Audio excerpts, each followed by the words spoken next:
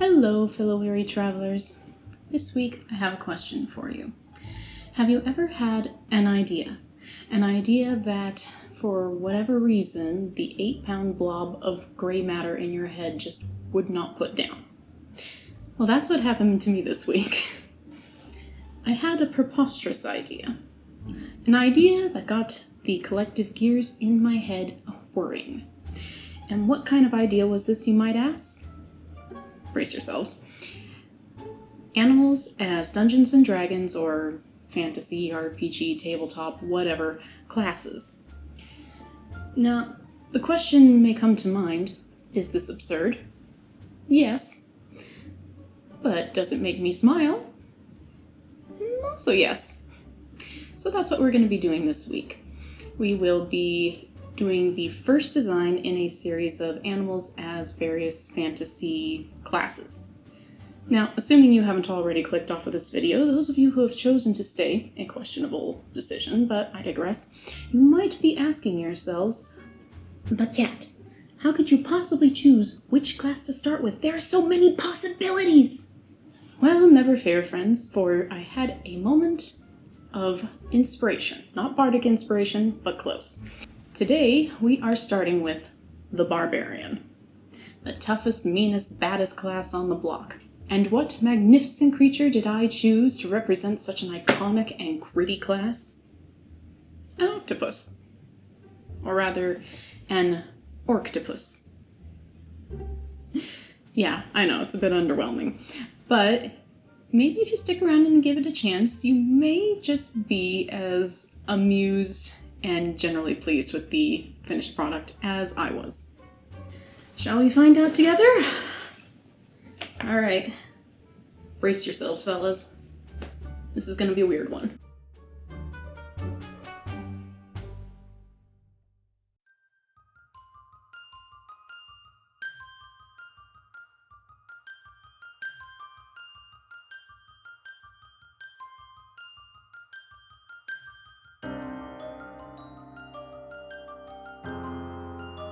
So the idea for this deep-sea monstrosity came from what I lovingly refer to as the sibling chat.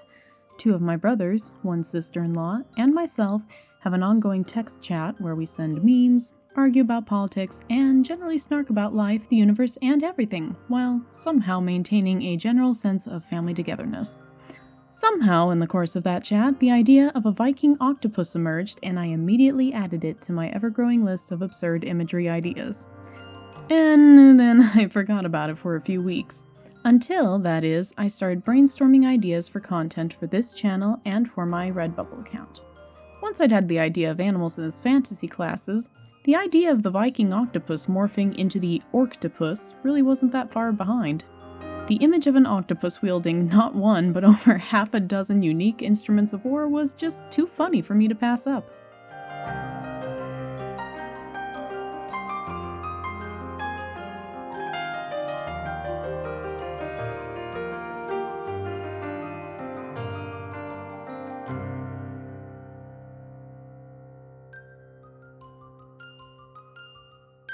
Once I had the initial concept sketched in my iPad, I spent about 2 evenings of couple-hour sessions, curled up in bed recording the process of lining, coloring, and shading this bad boy of the deep. Next, I slapped some weapons in his tentacles, and after figuring out how to fit the maximum number of spikes possible on a single 8-legged entity, I gave him a wee little Viking helmet as a tribute to the origins of the idea.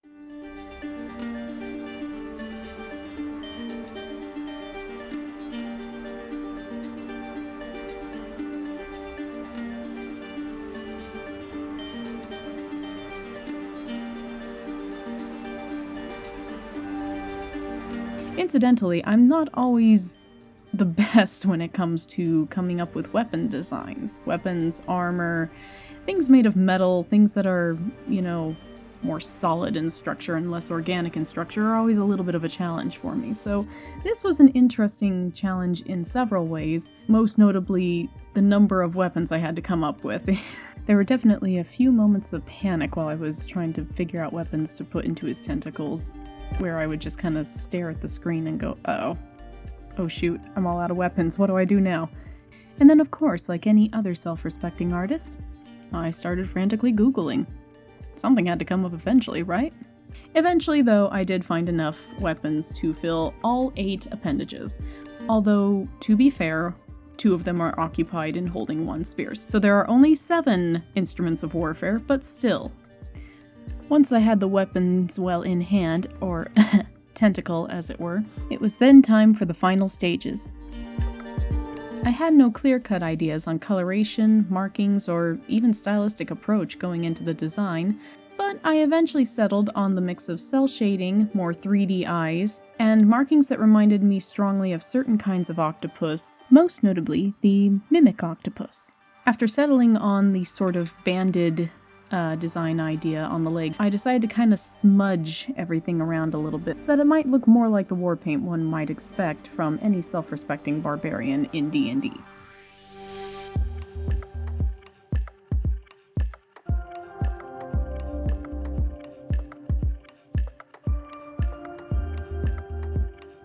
If I had to choose a favorite feature of this illustration, it's actually a really, really tough decision between just the ungodly amount of spikes that are all over this thing, the little cockeyed Viking helmet with, again, more spikes than any Viking helmet has any business having, or possibly the quite luxurious looking little cloak. I'm rather fond of that.